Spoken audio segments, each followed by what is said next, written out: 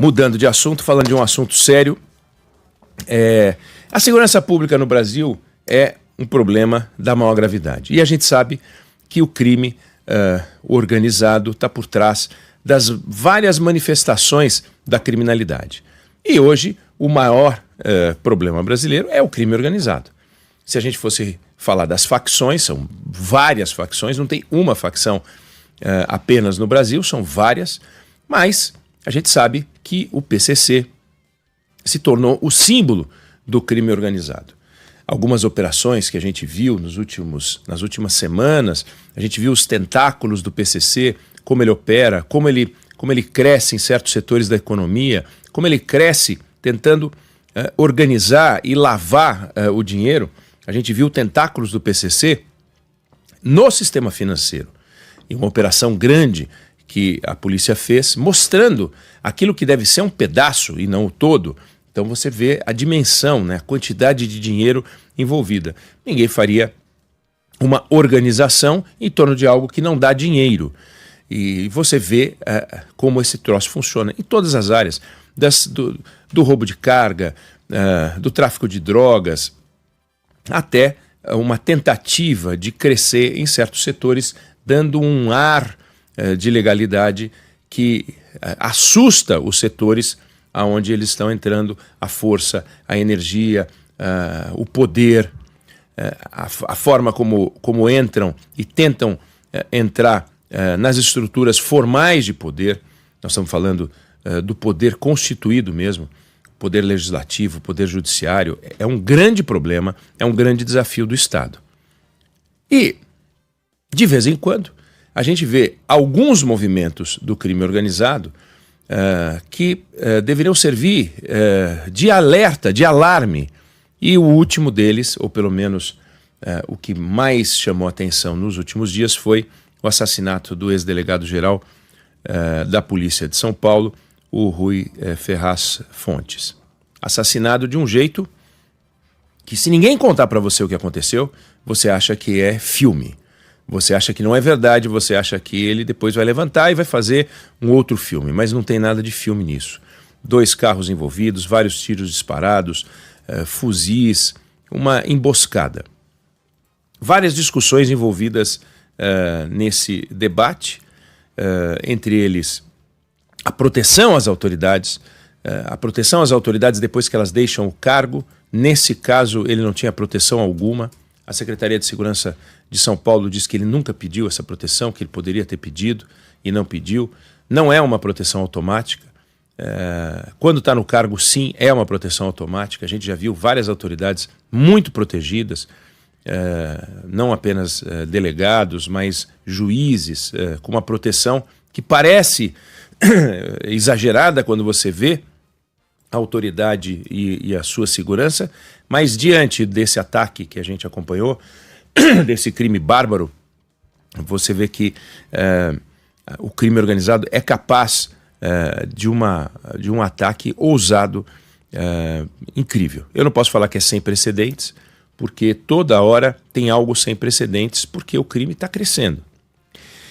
Mas aí você vê que para que a gente possa combater o crime organizado, a gente precisa ter um Estado organizado. E o Estado não está organizado, o Estado não está comprometido com o combate ao crime organizado. E a gente tem algumas evidências disso. Para começar, o Estado não demonstra o desconforto, o espanto, a indignação necessária.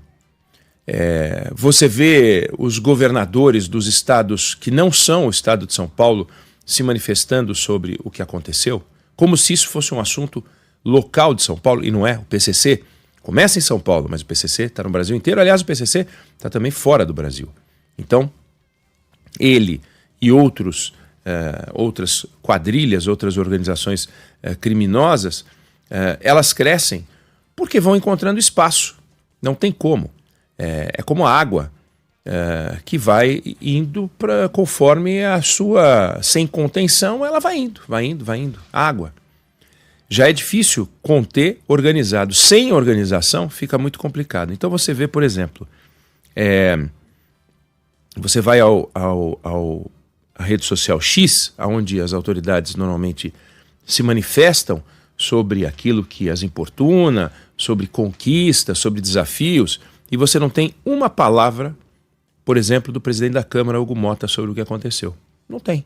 Também não tem sobre o presidente do Senado Federal. Não tem no X. Aí eu peguei a Comissão de Segurança Pública, que tem 30 e tantos integrantes, e fui procurar quantos se manifestaram sobre o que aconteceu. A Comissão de Segurança Pública e Combate ao Crime Organizado. Vem cá, é lá que se dá a discussão.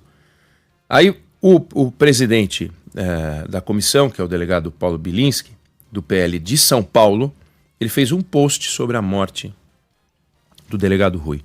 E fez 4 sobre a morte do Charles Kirk.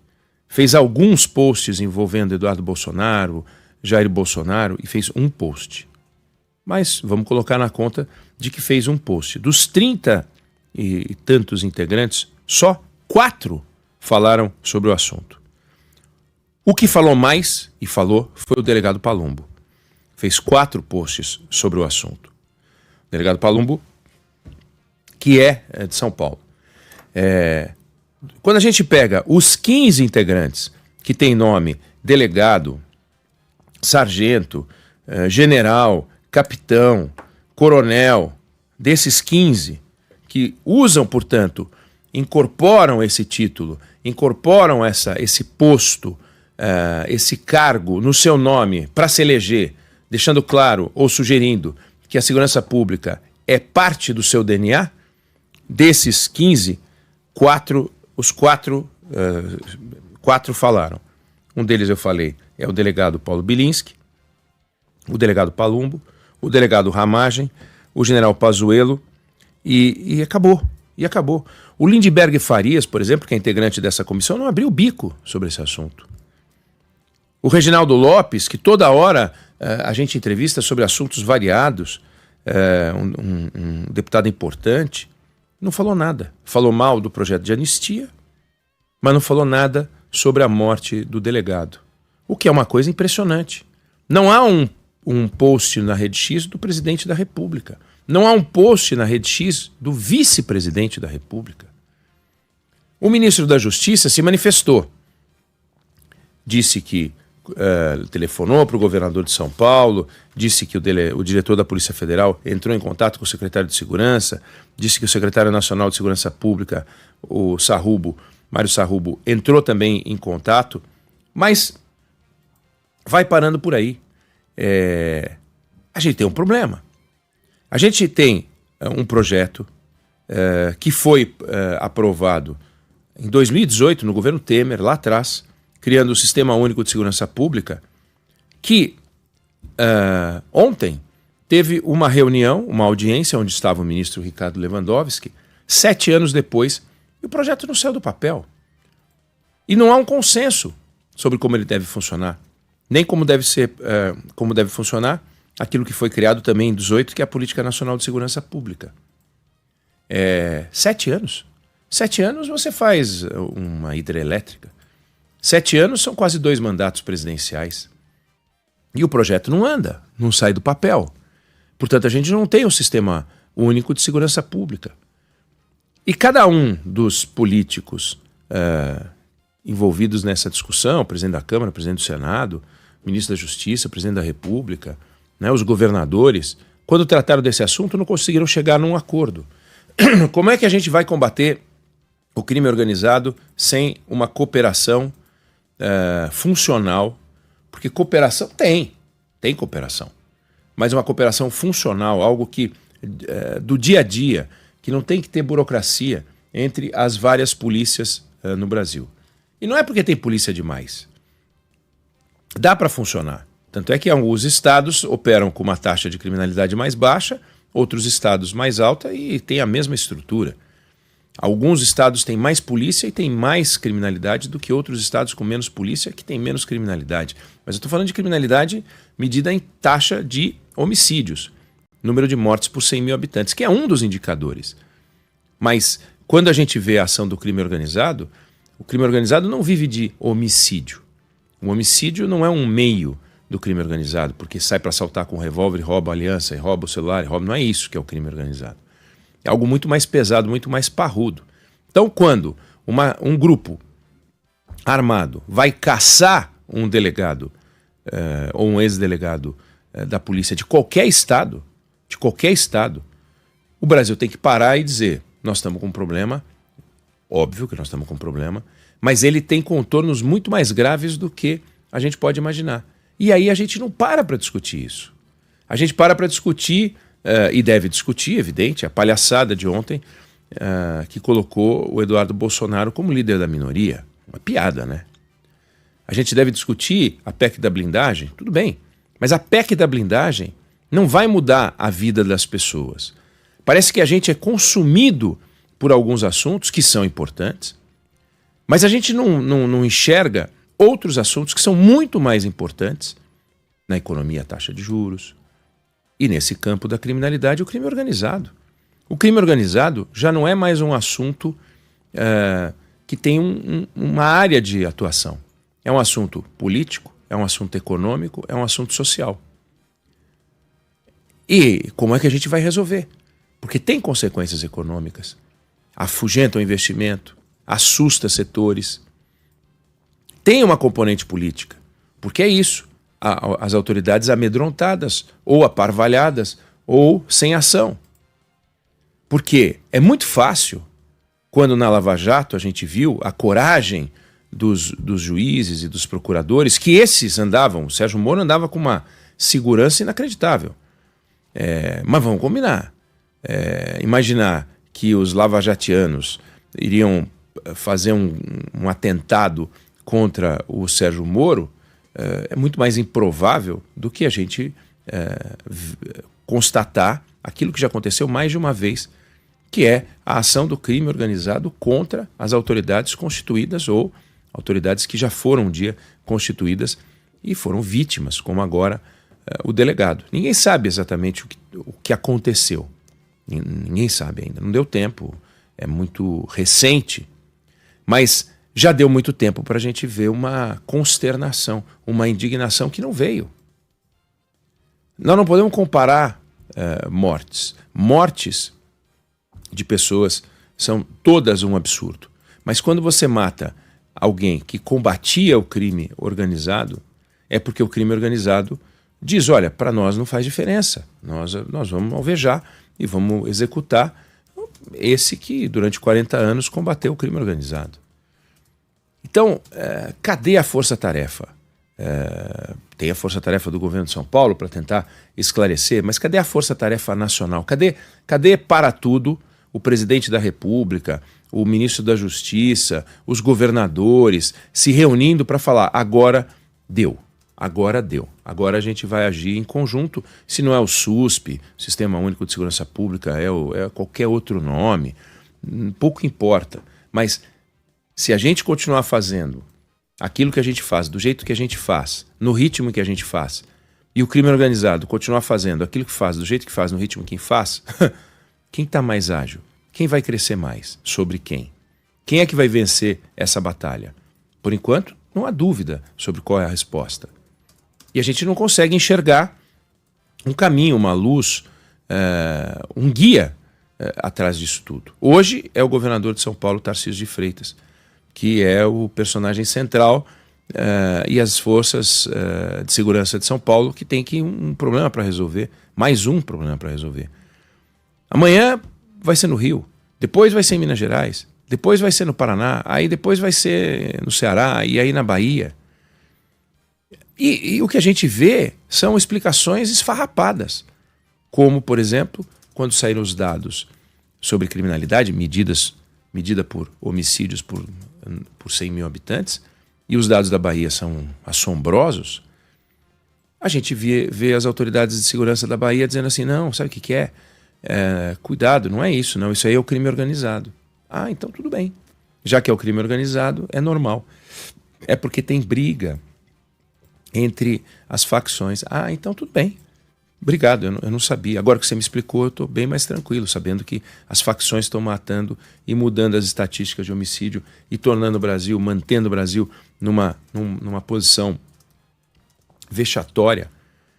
O Brasil mata muitas vezes mais do que a Europa inteira, sendo que a Europa inteira tem mais de 3 vezes a nossa população. Ah, mas eles têm outra história. Sim, mas porque a gente tem a nossa, é que a gente tem que mudar. A deles talvez eles não tenham que mudar. Eles têm outros desafios, a gente tem os nossos. E esse da segurança pública se tornou um troço absurdo. Cadê a indignação? Cadê as manifestações oficiais? Cadê as propostas de reunião efetivas? Então, o governador de São Paulo vai resolver o seu problema, e daí depois o outro governador vai resolver o dele, e daí quando tiver o do outro, os que estão resolvendo agora também não vão ser solidários nem vão participar. Porque não existe mais a divisa, não existe mais a fronteira. Não adianta a gente denunciar a entrada de armas, elas já estão aí, entrando com a maior tranquilidade. Se o problema no Brasil fossem as armas, a gente teria um problema para resolver. As armas elas entram, as drogas elas saem, as empresas pilantras não usam nem armas para abrir, vão nos cartórios e registram, vão no sistema financeiro, elas não precisam de fuzil para isso. E, no entanto, conseguem fazer. Então temos um outro problema. Tem uma turma dos engravatados aí que estão operando, que estão trabalhando sem armas, estão funcionando. Então, claro, tem todas as discussões, como é que você persegue, você tem que seguir o dinheiro e tal, tudo bem.